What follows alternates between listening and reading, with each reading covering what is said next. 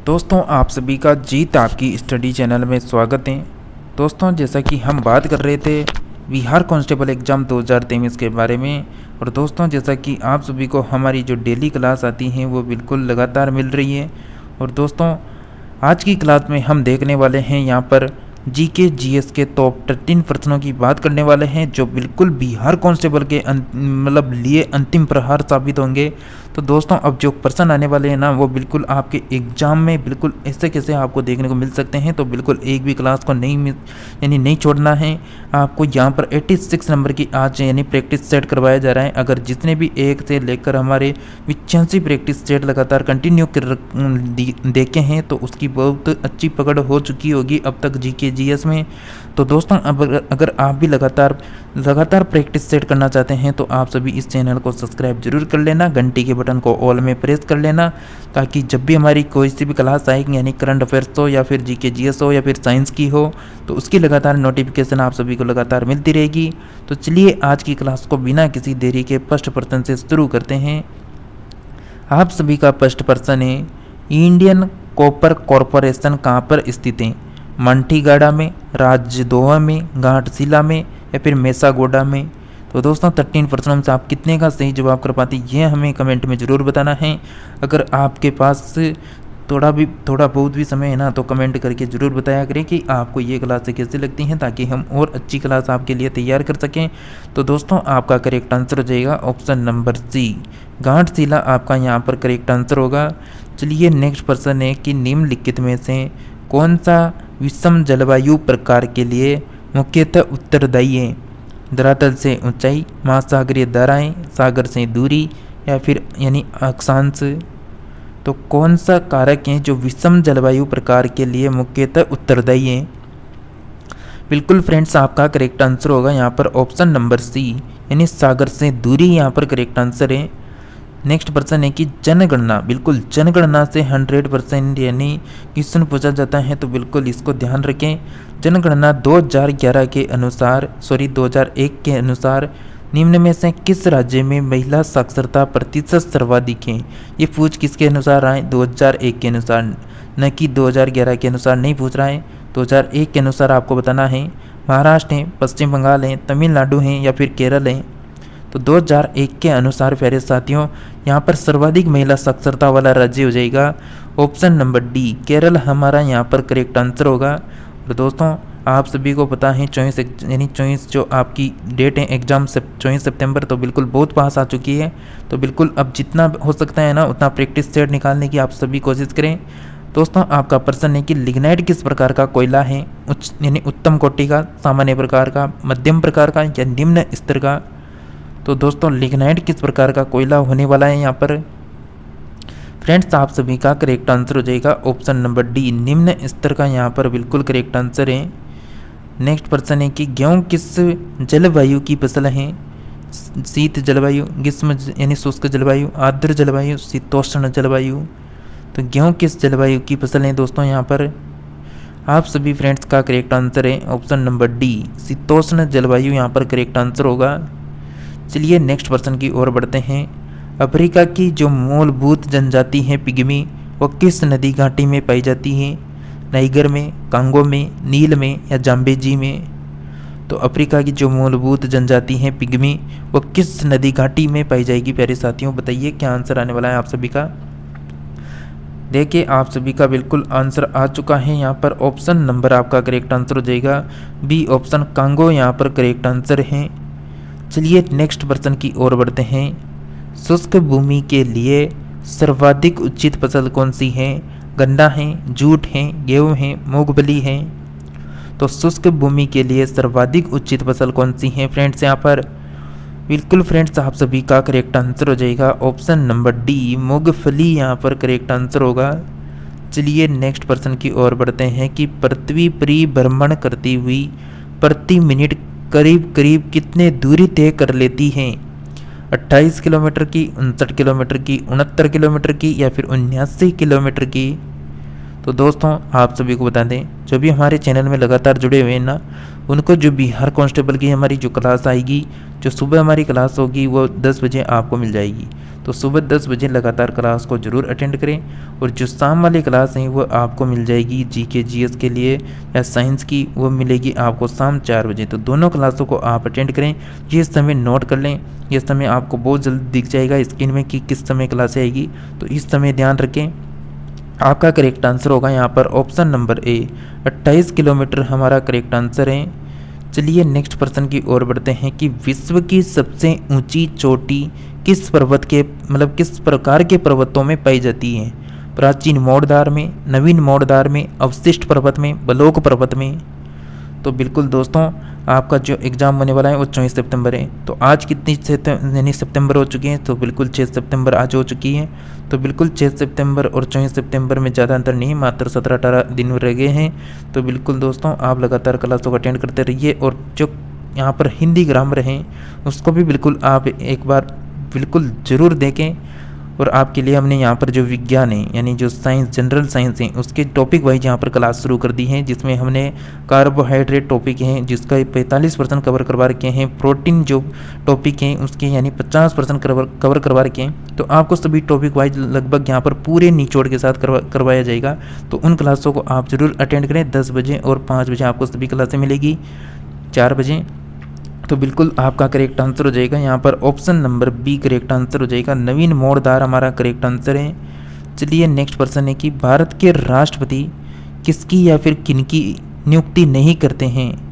राज्यों के राज्यपाल की, केंद्र की सरकार के मंत्रियों की, राज्यसभा के अध्यक्ष की, सर्वोच्च न्यायालय के न्यायाधीश की, किसकी नियुक्ति नहीं करते हैं दोस्तों? यहाँ पर बिल्कुल फ्रेंड्स, आप सभी का क्या आंसर आएगा? भारत के राष्ट्रपति किसकी या फिर किनकी नियुक्ति नहीं करते हैं? करेक्ट आंसर होगा आप सभी का ऑप्शन नंबर सी, राज्यसभा के अध्यक्ष की। चलिए नेक्स्ट प्रश्न की ओर बढ़ते हैं। भारतीय प्रमाणित यानी जो भारत में प्रमाणिक जो समय है IST एवं ग्रीनविच मध्य समय यानी GMT में अंतर पाया जाता है। तो कितना अंतर होता है? 4.5 घंटे का या फिर 5.5 घंटे का या 5.5 घंटा माइनस या 4 घंटा माइनस का? तो दोस्तों, कितने समय का अंतर होगा IST और GMT के अंतर में मध्य? तो IST और GMT के मतलब में इनके मध्य अंतर होगा दोस्तों। बिल्कुल ऑप्शन नंबर यहाँ पर करेक्ट है आप सभी का सी ऑप्शन, -5.5 घंटे यहाँ पर करेक्ट आंसर हो जाएगा। चलिए नेक्स्ट प्रश्न की ओर बढ़ते हैं। नेक्स्ट प्रश्न है कि भारत के कुल भौगोलिक क्षेत्र में वन क्षेत्र का क्या प्रतिशत है? यहाँ पर प्रतिशत आपको बताना है कितना प्रतिशत है। 24.39%, 21.7%, 22.7%, 23.7%। तो बिल्कुल फ्रेंड्स, क्या आंसर आने वाला है? भारत के कुल भौगोलिक क्षेत्र में वन क्षेत्रफल का कितना प्रतिशत है? करेक्ट आंसर हो जाएगा आप सभी का बिल्कुल ऑप्शन नंबर ए, 24.39% यहाँ पर करेक्ट आंसर है। नेक्स्ट प्रश्न है यानी भाखड़ा नागल बांध किस नदी के ऊपर बनाया गया है? रावी नदी के, सिंधु नदी के, चेनाब नदी के, सतलज नदी के, किस नदी के ऊपर बनाया गया है? यहाँ पर बिल्कुल फ्रेंड्स, क्या आंसर आने वाला है आप सभी का? भाखड़ा नागल बांध किस नदी के ऊपर बनाया गया? आप सभी का करेक्ट आंसर क्या आएगा? बिल्कुल करेक्ट आंसर है आप सभी का ऑप्शन नंबर डी, सतलज यहाँ पर करेक्ट आंसर होगा। चलिए नेक्स्ट प्रश्न है कि लक्षद्वीप में कितने द्वीप हैं? 17 हैं, 27 हैं, 36 हैं, 47 हैं। लक्षद्वीप में कितने द्वीप होने वाले हैं दोस्तों? जल्दी से बताइए। और आप सभी इस क्लास को लाइक ज़रूर किया करें, चैनल को सब्सक्राइब कर लें, घंटी के बटन को ऑल में प्रेस कर लें। और इस क्लास को जो मेन इंपॉर्टेंट काम है ना, उस यानी इस क्लास को बिल्कुल आप अपने दोस्तों को ज़रूर शेयर कर दें ताकि वो भी इस क्लास को रोज़ाना अटेंड कर पाएँ। आपका करेक्ट आंसर हो जाएगा यहाँ पर ऑप्शन नंबर बिल्कुल सी ऑप्शन, 36 द्वीप यहाँ पर करेक्ट आंसर है। नेक्स्ट प्रश्न है कि भारत में सर्वाधिक गेहूँ उत्पादक राज्य कौन सा है? उत्तर प्रदेश, पंजाब, हरियाणा, मध्य प्रदेश। तो भारत में सर्वाधिक गेहूं उत्पादक राज्य कौन सा होने वाला है यहाँ पर फ्रेंड्स? बिल्कुल आप सभी को पता होगा गेहूं उत्पादक में सर्वाधिक बिल्कुल जहाँ पर सबसे ज़्यादा जनसंख्या है, तो भारत में सबसे ज़्यादा जनसंख्या वाला राज्य कौन सा हो जाएगा? उत्तर प्रदेश। तो गेहूं उत्पादक वाला राज्य भी कौन सा हो जाएगा? उत्तर प्रदेश हमारा करेक्ट आंसर होगा ऑप्शन नंबर ए। चलिए नेक्स्ट प्रश्न की ओर बढ़ेंगे। नेक्स्ट प्रश्न है आप सभी के लिए कि भारत के किस राज्य अथवा संघ शासित यानी क्षेत्र में सर्वाधिक जनसंख्या घनत्व पाया जाता है? दिल्ली, पश्चिम बंगाल, केरल, उत्तर प्रदेश।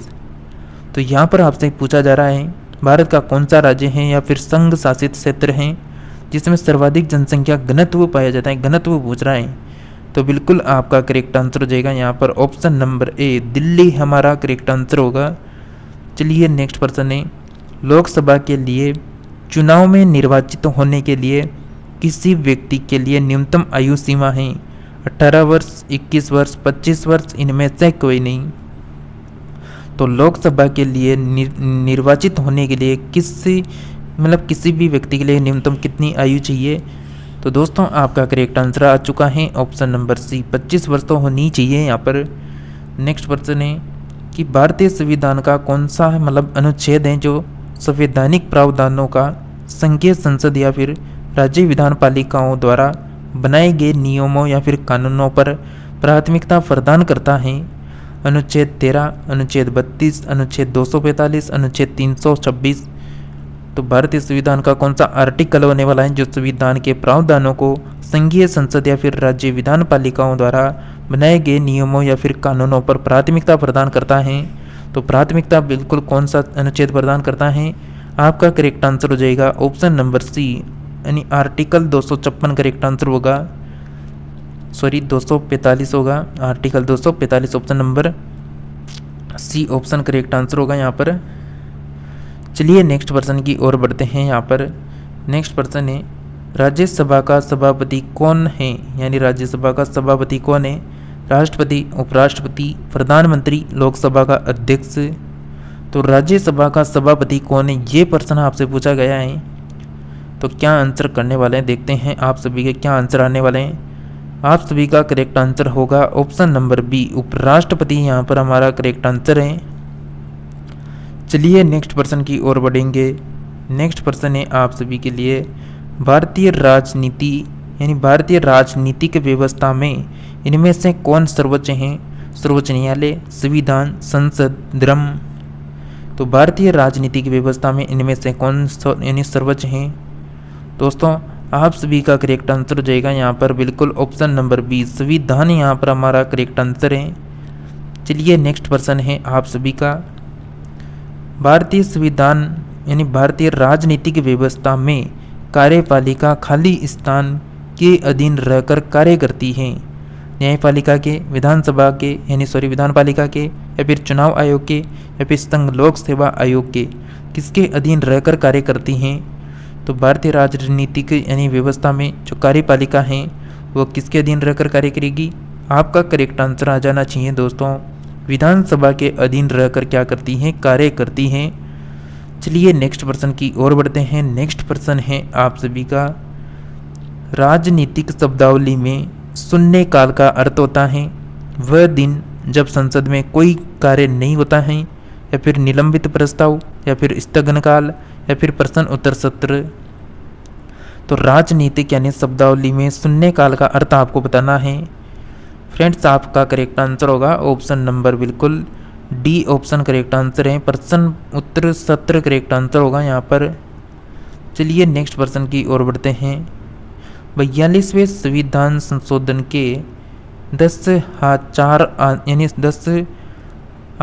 आदेशों को किस नाम से जाना जाता है? मौलिक अधिकार, मौलिक कर्तव्य, पंचायती राज के सिद्धांत, राज्य के नीति निर्देशक सिद्धांत। तो 42वें संविधान संशोधन के 10 आदेशों को किस नाम से जाना जाता है? आप सभी का करेक्ट आंसर होगा ऑप्शन नंबर बी, मौलिक कर्तव्य आप सभी का करेक्ट आंसर है।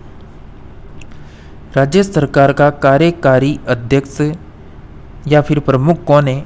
मुख्यमंत्री, राज्यपाल, मुख्यमंत्री का सचिव, या फिर मुख्य सचिव।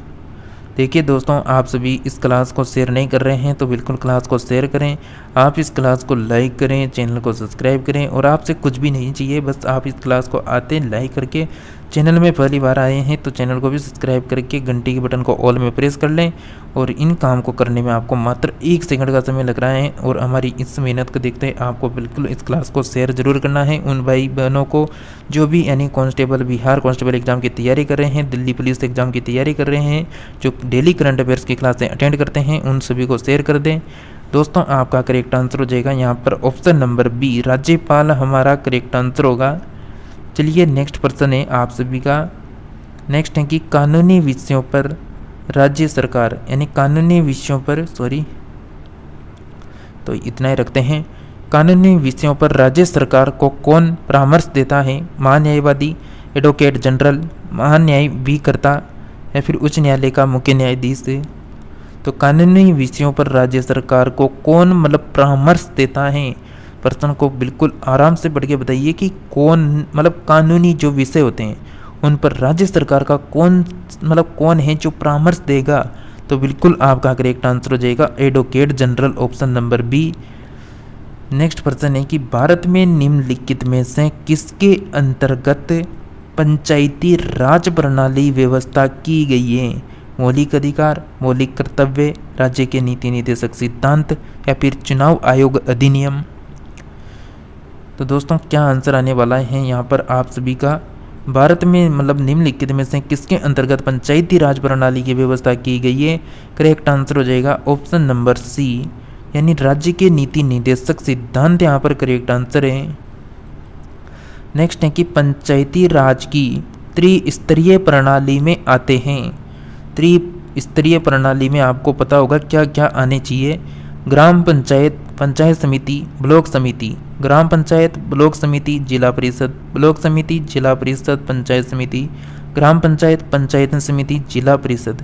दोस्तों जो भी प्रश्न आपको इस क्लास में दिख रहे हैं ना, बहुत लेवल के प्रश्न हैं। ऐसे के ऐसे प्रश्न बिल्कुल एसएससी के जो एसएससी एग्जाम लेती है ना, वो इसी तरह के प्रश्नों को देती है। तो आपके कैंडिडेट जो ये एसएससी होती है, जैसे बिहार पुलिस है, जैसे दिल्ली पुलिस है, तो इनमें जो जीके जीएस आता है ना, वही बिल्कुल आपके एग्ज़ाम को देखकर यहाँ पर लिया जाता है। तो बिल्कुल दिल्ली पुलिस और बिहार पुलिस में जो जीके जीएस आ रहा है, उसी एग्ज़ाम को ध्यान में रखकर आपको भी क्लासें करवाई जा रही है। तो बिल्कुल आपको दिल्ली पुलिस की सभी क्लासें हमारी अटेंड करनी है और इस प्रश्न का आंसर आप सभी को बिल्कुल बताना है। क्या आंसर करने वाला है? त्रिस्तरीय प्रणाली में कौन कौन आएगा? बिल्कुल आप सभी साथियों का करेक्ट आंसर आ चुका है। ग्राम पंचायत, पंचायत समिति, जिला परिषद हमारा करेक्ट आंसर हो जाएगा। नेक्स्ट प्रश्न आ चुका है, बताइए क्या आंसर आएगा इस प्रश्न का?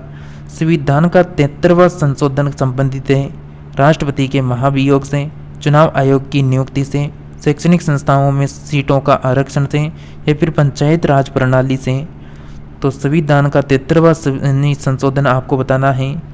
दोस्तों इस बार जो 21,000 प्लस सीटें हैं आपके कांस्टेबल एग्ज़ाम की, इतनी सीटें तो बहुत सारी हैं, लेकिन आपको चाहिए एक सीट। तो एक सीट के लिए अब आपके पास ज़्यादा दिन नहीं बचे हुए हैं। तो बिल्कुल दोस्तों एक सीट के लिए आपको बस 15-20 दिन और अच्छे से तैयारी करनी है और बिल्कुल अब की बार यानी आपको कांस्टेबल बनकर ही निकलना है इस वैकेंसी में। तो बिल्कुल लगातार मेहनत करते रहिए। दोस्तों आप सभी का करेक्ट आंसर होगा यहाँ पर ऑप्शन नंबर डी, पंचायती राज प्रणाली हमारा यहाँ पर करेक्ट आंसर हो जाएगा। चलिए नेक्स्ट प्रश्न है आप सभी का, किसी देश की प्रति व्यक्ति आय प्राप्त की जाती है जनसंख्या से, राष्ट्रीय आय से, राष्ट्रीय आय व जनसंख्या दोनों से या फिर इनमें से कोई नहीं? फ्रेंड्स आपका क्या आंसर आएगा देखते हैं। फ्रेंड्स आप सभी का करेक्ट आंसर हो जाएगा यहाँ पर ऑप्शन नंबर सी, राष्ट्रीय आय और जनसंख्या दोनों से। नेक्स्ट प्रश्न है कि निम्नलिखित में से कौन से दो परोक्ष कर हैं, यानी कौन से हैं जो दो परोक्ष कर हैं? बिक्री कर, आय कर संपत्ति कर, बिक्री कर उत्पाद शुल्क, आय कर या फिर उत्पाद शुल्क। तो दो परोक्ष कर आपको यहाँ पर देखने हैं। आपका करेक्ट आंसर हो जाएगा ऑप्शन नंबर सी, बिक्री कर व उत्पाद शुल्क करेक्ट आंसर है। चलिए नेक्स्ट प्रश्न की ओर बढ़ते हैं। यहाँ पर नेक्स्ट प्रश्न है, आज आपके 13 प्रश्न नहीं है, 13 से ज़्यादा प्रश्न हम आपके लिए लेकर आए हैं। बैंकों द्वारा लाए गए निम्नलिखित में से किस भुगतान उपाय को प्लास्टिक मुद्रा के नाम से जाना जाता है? वाहक चेक को, क्रेडिट कार्ड को, उपहार चेक को या फिर डिमांड ड्राफ्ट को? तो बिल्कुल बैंकों द्वारा लाए गए निम्नलिखित में से किस भुगतान के यानी भुगतान का जो उपाय है उसको प्लास्टिक मुद्रा के नाम से जाना जाता है? आप सभी का करेक्ट आंसर होगा option number B, credit card यहाँ पर करेक्ट आंसर हो जाएगा। चलिए नेक्स्ट प्रश्न है कि IRDP का मुख्य उद्देश्य है निर्यात संवर्धन, कुशल राजकोषीय प्रबंधन, बैंकिंग सुधार, ग्रामीण विकास व निर्धनता निवारण। तो IRDP का मुख्य उद्देश्य हो जाएगा प्यारे साथियों यहाँ पर आपका करेक्ट आंसर होगा ऑप्शन नंबर डी, ग्रामीण विकास एवं निर्धनता निवारण करेक्ट आंसर है। चलिए नेक्स्ट प्रश्न है, सापेक्ष निर्धनता का अर्थ है दिवालियापन, व्यापार चक्र, जीवन की न्यूनतम आशाएं हैं, आवश्यकताएं या फिर आर्थिक असमानताएं। तो सापेक्ष निरंतरता का अर्थ आपको बताना है फ्रेंड्स। यहाँ पर बिल्कुल करेक्ट आंसर हो जाएगा ऑप्शन नंबर डी, आर्थिक यानी असमानताएं यहाँ पर करेक्ट आंसर है। नेक्स्ट प्रश्न है दोस्तों, आप सभी ने चैनल को सब्सक्राइब नहीं कर रखा है तो चैनल को ज़रूर सब्सक्राइब करना है। और हमारे चैनल में अगर आप ज़्यादा से ज़्यादा यहाँ पर क्लासें देखना चाहते हैं तो बिल्कुल जीके जीएस की आपको बिल्कुल यहाँ पर जो है एक भी यानी आपसे कुछ रिचार्ज नहीं किया जाता। यहाँ पर बिल्कुल फ्री प्रैक्टिस सेट करवाए जाते हैं, बिल्कुल आपके एग्ज़ाम के पैटर्न को ध्यान में रखते हुए। तो बिल्कुल आप सभी दिल्ली पुलिस में भी जो जीके जीएस हैं और कंप्यूटर की क्लासें हैं, रीजनिंग की क्लासें हैं, वो सभी यहाँ पर देखने को मिलेगी। तो लगातार आप सभी जुड़े रहिए।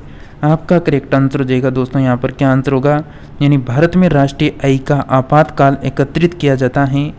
तो ये नीति आयोग के द्वारा, IBI द्वारा, केंद्रीय सांख्यिकी संगठन द्वारा, भारतीय सांख्यिकी संगठन द्वारा। तो बिल्कुल फ्रेंड्स यहाँ पर आपका करेक्ट आंसर हो जाएगा ऑप्शन नंबर बिल्कुल डी, भारतीय सांख्यिकी संस्थान द्वारा यहाँ पर किया जाता है। नेक्स्ट है और अब अंतिम प्रश्न है आप सभी का ये, झारखंड बनने के पश्चात बिहार में लगभग कितने जिले रह गए थे? 38, 65, 60, 62। तो जब झारखंड राज्य बना था उस समय बिहार में लगभग कितने जिले रह गए थे? करेक्ट आंसर हो जाएगा ऑप्शन नंबर ए, 38 यहाँ पर करेक्ट आंसर होगा। तो फ्रेंड्स आज की क्लास में हम यहीं तक बात करने वाले हैं। अगर आप भी जीके जीएस की क्लास से अटेंड करना चाहते हैं कोई बिहार कांस्टेबल एग्जाम 2023 की तैयारी के लिए, तो बिल्कुल आप सभी हमारी जो क्लासें आती हैं बिहार एग्ज़ाम के लिए वो आती हैं, एक तो 10 बजे आती हैं, एक शाम 4 बजे यानी 4 बजे आएगी। तो आप सभी दोनों क्लासों को अटेंड जरूर करें और चैनल को सब्सक्राइब कर लेना, घंटी के बटन को ऑल में प्रेस कर लेना ताकि जब भी न्यू क्लास आए तो उसकी नोटिफिकेशन आप सभी को लगातार मिलती रहे। तो इसी के साथ हम मिलते हैं नेक्स्ट क्लास में, तब तक आप सभी लगातार जुड़े रहिए।